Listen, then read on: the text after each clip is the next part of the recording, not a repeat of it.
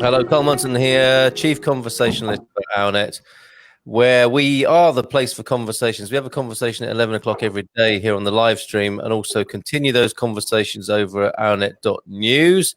It is great to welcome Freyja Theaker back to the live stream this morning. How are you, Freyja? I'm very well, thank you, Carl. Yes, I'm good. Yeah, thank you. How are you? Good. I'm very well too. Yes, it is a bit of an emotional roller coaster ride in many ways. The whole lockdown of COVID coronavirus phenomenon, isn't it? And we're all sort of trying to make sense of it. One thing that occurred to me about it, I don't know what you think about this, but at the moment, in terms of information and like what everybody should be doing, because that's it is presented, isn't it, as a kind of global effort and a community effort, and we're all in this together, and it's down to us each in our own way to play a part in getting through and beyond it. But in the midst of all of that, all the information about what we might be doing, for every kind of solution, there's a new problem. And all the kind of the media outlets that I look at there's a lot of conflicting information, and I think that can be quite difficult for people. I don't know what your experience of that is at the moment. Yes, definitely. I agree entirely. I mean, gosh, what can we say? I mean, I saw a video yesterday which did make me smile. It's produced by an American woman. It's going around at the moment, and she's just summed it all up. You know, one minute we're being told that the virus is this, the next minute it's this, and then it's this, and we've got to do that, but we mustn't do this, and we mustn't do that, and it's like everywhere. And there is a lot of conflicting information going around, and it's hard to know the wood for the trees. And potentially, I don't know about you, I mean, this is just my opinion, I don't have any big insight into it more than anyone else really, but it just seems, my observation is that some politicians are trusting the population more than others. Some people are giving out more direct information than others, and it seems that the more people are trusted, the better the response has been. That seems to be a basic truth, doesn't it, really? As to what you kind of have a sense who's giving out good information and who's not. But I got sucked into all these different things myself, and it did get very emotionally distressing at one point. So I just decided to not ignore it, but to just realise that I need to focus on tuning in to more internal stuff, which I've got back to doing now. So that's helped me a lot. And let the noise carry on, because a lot of it is we're completely out of control of it, and we have to go with the flow, don't we, really? I totally agree. Yes. And sort of let that collective information flow over us, make the best sense of it. And of course, our main power, and what we're talking about here today, I suppose, is our sovereign power about what we individually enact or empower in our own lives. And, part of the collective conversation, I totally agree with you, it is the ones who are treating us like adults tend to get an adult response. And if we take the UK, which is my sort of baseline in terms of government, the government I grew up with and understand the most, whilst you do have some kind of adult to adult conversations in the world from the government to the population, it seems to me, my caricature of the UK government is that you have children pretending to be parents telling adults what to do. And that's why it's kind of sticking in the craw of people, or a lot of people I know anyway, and it's obviously an echo chamber thing. But I totally agree with you. And, it is about adult to adult communication is always the best and most healthy and functional, isn't it? And once we go into those parent-child things, which, we may talk about now because we're beginning to talk about money and finance, those are the most functional places to be, to be an adult in an adult and have adult relationships. But a lot of us are kids, aren't we, with money, or parents, with a wagging finger. Now, that's what you're here to talk about. This is something you really do know something about. You've got real world economic experience. You have some ideas and some experience of, of inner healing, personal transformation. You're bringing all that together, in my view, in how we might have a more functional and adult relationship with money. The big picture at the moment is we're heading towards a recession, a depression, even in terms of the world economics. The picture on an individual level, as always, this happened in previous recessions and depressions, is that on an individual level you can. I don't want this to sound at all like disaster capitalism, but you can in some way be immune to the worst effects on the outside and create your own terms. Let's call it that. Create your own terms with the world as it is and develop your own inner resourcefulness. That's where we turn to you in the wealth and finance thing. Could you tell us a bit more about your approach as far as that goes? Yeah. Well, thank you. Yeah, well, as I think I mentioned a few weeks ago when you first interviewed me, I started out life studying economics and then ended up working for investment banks, and then subsequently ran businesses and then became a psychotherapist. So I've been on quite a journey with my career. And I have sort of honed in on this issue of money throughout my life for one reason or another. I don't know. I couldn't fathom why. Everyone has their thing, and this was mine. And I was very concerned about changing society. And I sort of very quickly came to the conclusion when I was studying for my degree that there must be better ways to run the world than this. And surely we know at least something now to be organizing things in a better way. It seemed to me, to cut a very long story short, that all the various economists were coming to a similar conclusion, which was a key part of this equation was money and the way it was working. So yeah, I sort of went on to study that for a long time, and then now have come to the central conclusion that the other side of this equation is the consciousness around we have internalized around money itself, and there's enormous amount of change that we are undergoing as a society and as individuals to understand a new relationship to money, and beyond money to materialism in general, but certainly more specifically to money initially. And I believe personally, I've come to the conclusion personally, this is the elephant in the room. We've arrived at that point where the environmental crisis, the social crisis, beyond the current health crisis, is only going to be solved if we can reframe our relationship with money. And that's the conclusion I've come to. It's not so much when we say money, my mind, Carl, it's the story we tell ourselves about money. And the story fundamentally we tell ourselves about money, it seems to me, has been one of building external material wealth. Money represents a way of building exterior wealth more than supporting our inherent interior, internal wealth, which I believe we have in infinite amounts if we can find the tools to really tap into that and appreciate that. So so that's the course I've generated to try and help people in my way find a way to quickly access that. And I know there's lots of people doing all sorts of things around the world as well in this realm for many years. I mean, all sorts of things in religion, I suppose, and all sorts of spiritual practices.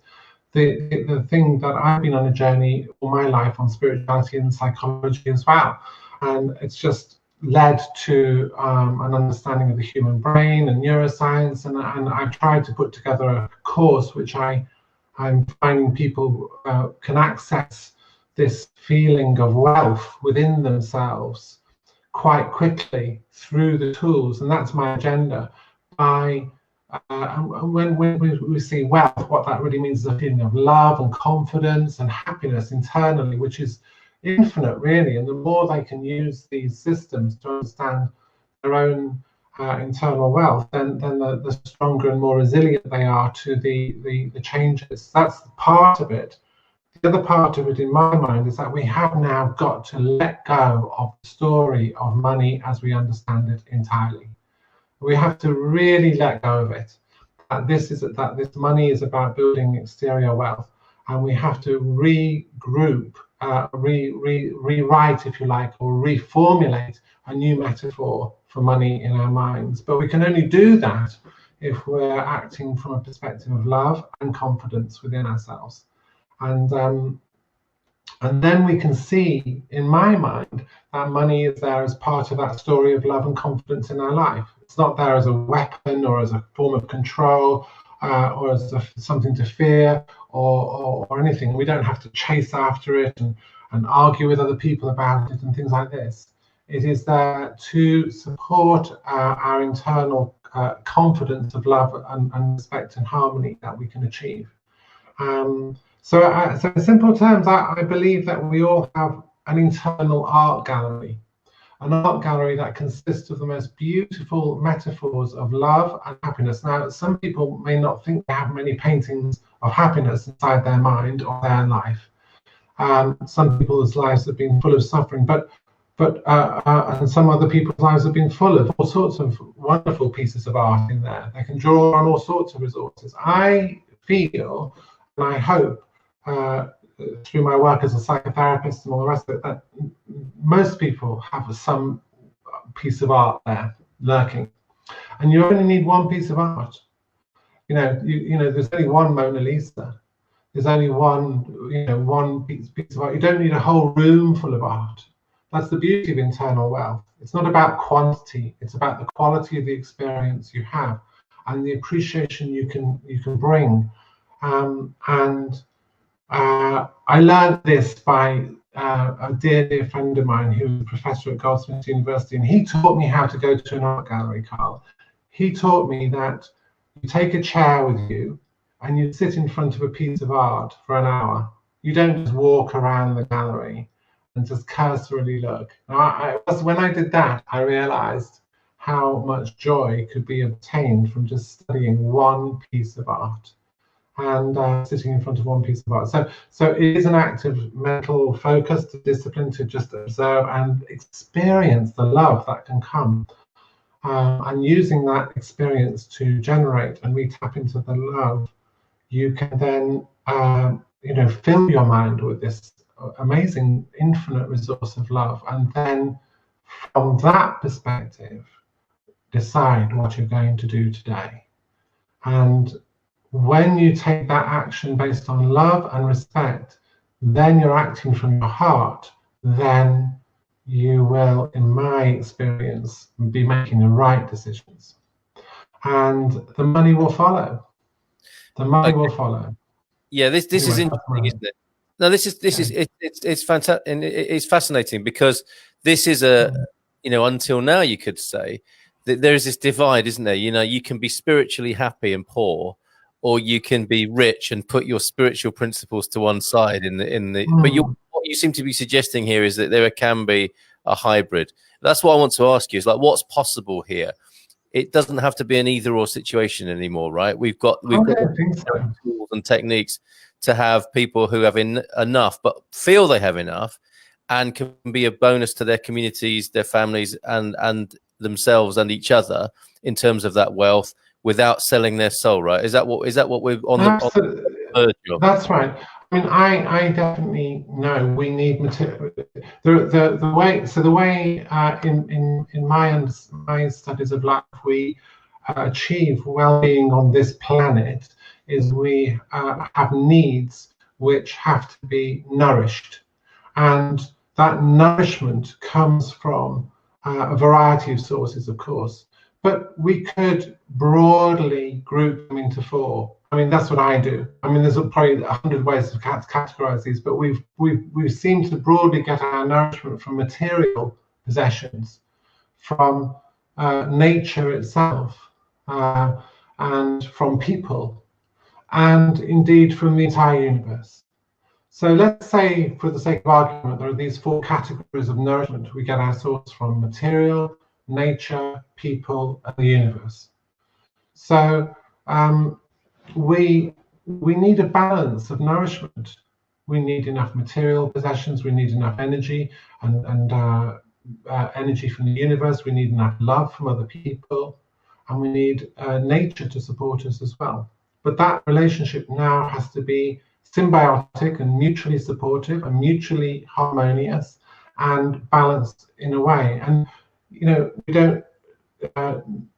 In my mind, it's not possible to be too prescriptive about who how each individual achieves that balance, but that balance is what's necessary. So if that's a long-winded way of answering your question, I definitely do agree that we seem to have the we can use money in this sense and material reality to support us, but in my observation, and I've done it myself throughout the course of my life in various times, we've just ended up chasing the dream of an external wealth, which is actually ends up completely vacuous, often ends up in a heap, and we don't get what we thought, and we end up in all sorts of trouble. So that's the if that makes sense. Does that answer your question in my mind? Yeah, absolutely. Yeah, another part of it strikes me as well is that we're doing this together, because part of what money and market mindedness has done to us has turned us very much into individuals, and so much of the work that people have been doing for the last couple of decades, as far as I'm aware around, The Secret came along, didn't it, and the law of attraction, and there were these approaches along the lines of personal development and how to be more wealthy, but they were still very they were still very individual, weren't they? And everyone was like working on this privately, which is what the market's done to us, really, isn't it? It's turned us all into an individual little bank or trading unit. We tend not to put it together. So there is a community aspect to what you're doing as well, right? Well, I mean, as I say, so let's just remind ourselves of what I just said. 4 sources of nourishment: people, nature, material, and universe. And the balance, if we look at our treasure, if we look at those, if we just go back for a minute, it's not something you can do in 2 seconds flat, but if you go back into your mind and just reflect on your inner art gallery and just go back and think of an experience or a memory you may have had, as fleeting as it may seem, but there it still stayed with you. That was a moment of peace in my life. And if you look at that moment, I can bet you bottom dollar that normally that moment will be a balance between those 4 sources of nourishment. And so what we learn is it's about the balance. So we need people, community, and too much emphasis on materiality and individualism causes an imbalance. It's clear. I mean, we know all this. This is nothing new, but this is so clear. So we find that in all the treasure, in all the good experiences we've had in life, normally it combines a balance of people, love, materialism, nature, and the universe, all acting in a beautiful blend, which gives us that feeling of peace, of our needs being met. And so, yes, to answer your question, a massive component of human need is community and love and intimacy. And if we forget that, then we go immediately into imbalance. And that's obviously what's been partly going on, definitely. Yeah, and I think we do need a collective approach to money, don't we, rather than this kind of very private individual thing. Like, just the very thing people don't like talking about it suggests, doesn't it, there's a bit of a neurosis and a bit of a dirty secret kind of thing going on.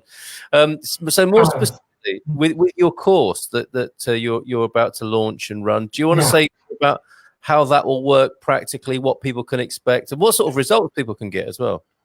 Okay, so, well, having given all that speech, then the course is, I can best describe the course as a very short, succinct course, which lasts actually over 2 afternoons, and initially, and essentially is a training on the theory and practice of emotional wealth. Emotionally wealthy people essentially is a practice that allows you to achieve this inner wealth. That's the aim of the work. And so in these 2 afternoons, you will learn the theory and practice of how your brain functions and how to achieve this. And also you'll be learning about how to transform the toxic elements of money and transform that and use that as a loving energy in your life. So it's the 2 sides of the equation. And the aim of the course is that you'll come out the other side with a sufficiently strong reframe of money, a sufficiently strong practice and theory of how to tap into your inner wealth, that you'll be able to achieve that balance going forward. And then having done that, I have to say, the way it's designed at the moment is that, you're free to do what you want. I mean, you can make of that what you like and go on. I'm not going to control you. In a sense, for some people, that'll be the end of the matter. They'll go off and do their own thing. For other people, though, there'll be levels of involvement. So we're offering a follow-up meeting once a week for those people attending that intensive training to join others who've also been through it and share communally their understanding and help each other understand. And that's an ongoing rolling meeting of group and community process that will go on. And there's also going to be a Facebook group and things like that, so people can just kind of dip in and out when they like. And there's not going to be any prescription about this. I mean, you don't have to attend the group meetings or anything like that. You can come and go as you please. There's a community that I hope to build with this that you can tap into as a communal resource, because as you rightly say, there's a certain point in our learning where we need other people. And consequently, that is what I hope to provide. So just to recap, then, a short burst of training.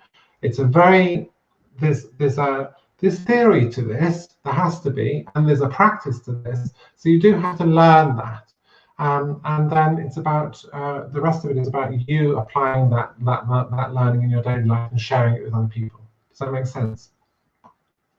Yes, just unmuting my mic. It certainly does. And to find out more, people go to emotionallywealthypeople.com. Wealthy people, yeah, or email me, Freyja, at emotionallywealthypeople.com. Or they can contact you, Carl, because I know you're going to be helping me run the course, aren't you? So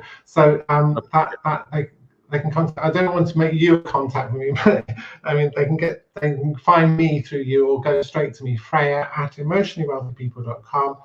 Please email me. The attendance fees are very, very graded and reasonable, and money isn't an object to get on this. It's essentially and that's not the main point of it. But so please, come. The first one is on the 21st of May, and then I hope to be running them in the end twice a month for groups of people. And if even if you can't afford any money, please contact me. All right. So fine. That's it. Thank you for the opportunity.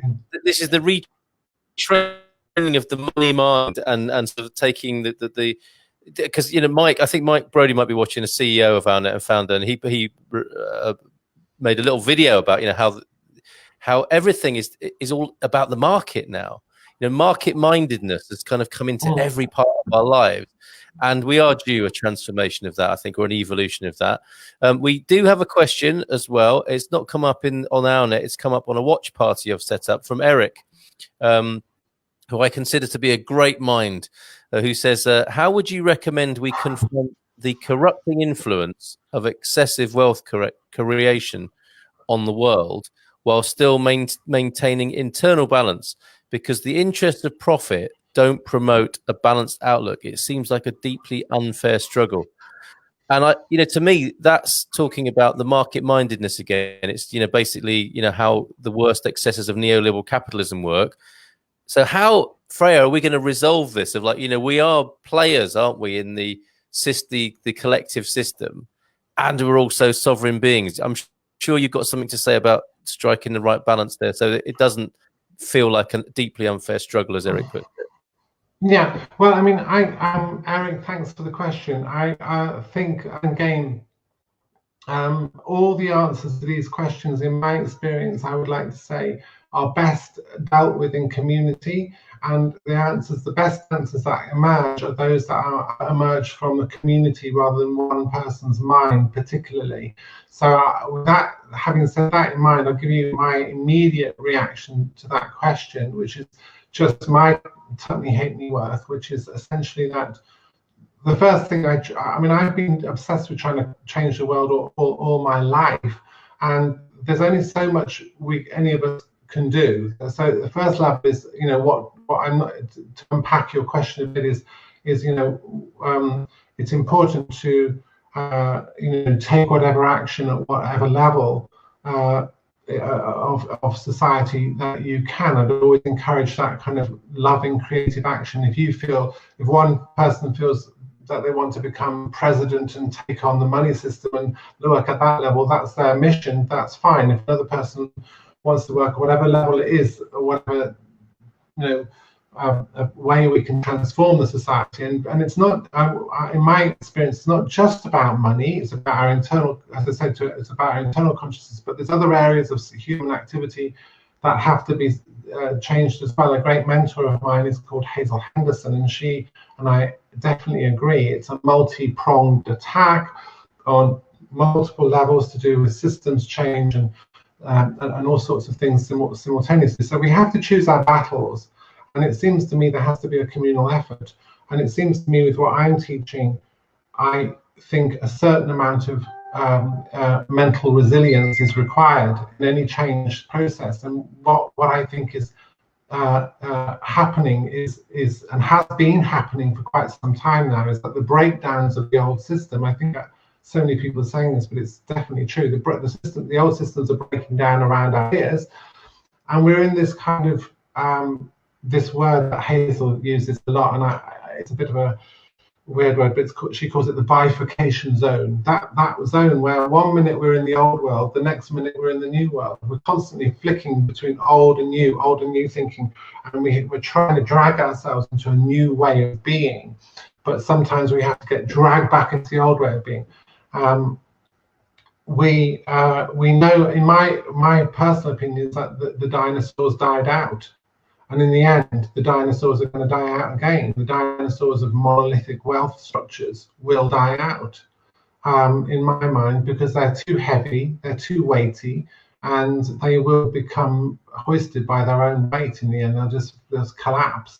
And I think there's evidence of that happening already. We need more nimble. The financial services industry, as far as I think, on average now constitutes about 25% of the GDP of most economies in the West, and that's far too heavy. We don't need that volume of GDP to be dependent on the financial services industry. And so it needs to be slimmed down. There needs to be far more decentralized financing and a whole plethora of new systems and things put in place. And I think there's enough. I've had the honor of working with some of the world's leading people in financial reform and banking reform, and there's brilliant organizations out there. You must know them, Positive Money, all these other ones that are doing some amazing work already in these areas. And I put my trust and faith in people's intelligence to bring about change, notwithstanding the fact that those dinosaurs aren't going to die without a big fuss. And they're not going to just roll over and hand over the reins that easily. So in all these struggles, there's some kind of but I hope this is going to be a quiet revolution. I mean, sort of internal consciousness revolution primarily.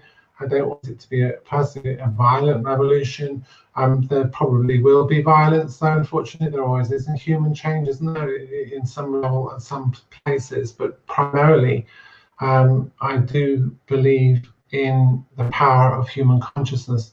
I do believe that if we can at least start seeing this new story of money in our own minds, then we will, as ripples, send that out into society around us. Beautiful. That's great. Yeah, absolutely. I mean, and if you're feeling utterly bifurcated at any time, that's why. I love that. Sometimes I do feel bifurcated. Absolutely. Bifurcated. We are in those two areas, aren't we? And that's a really nice way of Hazel, how she puts it there. As we conclude, I will come to a last question for you. But before we go there, Michael Brody says the need to accumulate well over our needs comes from the fear of lack. People who need to accumulate need more love, not less. Yeah, and I guess that's the other part of this, is that it shouldn't be an us and them. That kind of undermines and defeats the purpose, doesn't it? If we see the ultra rich and wealthy, the 1% as the enemy, we're not going to really make much progress. No, I entirely agree with Michael. Yeah, exactly. I mean, it's not. Some people, even in the new world, are going to need a lot of material wealth, because hopefully they're going to use that in constructive ways, and other people don't need much at all. As a general principle, I think we don't need to be accumulating as much physical wealth as we often have done in the past. And as Michael says, if we're really appreciating that inner art gallery that we're all carrying around every moment, and we're sitting and seeing the beauty of it, well, then we'll be less inclined to have to rush out and spend all the money on an external art gallery all the time. Yeah. Beautiful, beautiful. Okay, so final question as we conclude here on the OurNet Place for Conversations live stream. We do this at 11 o'clock most weekdays. If you want to come and talk to me at 11 o'clock, if you've got something interesting to share, please get in touch with me, carl@ournet.co. But final question for you, Freyja.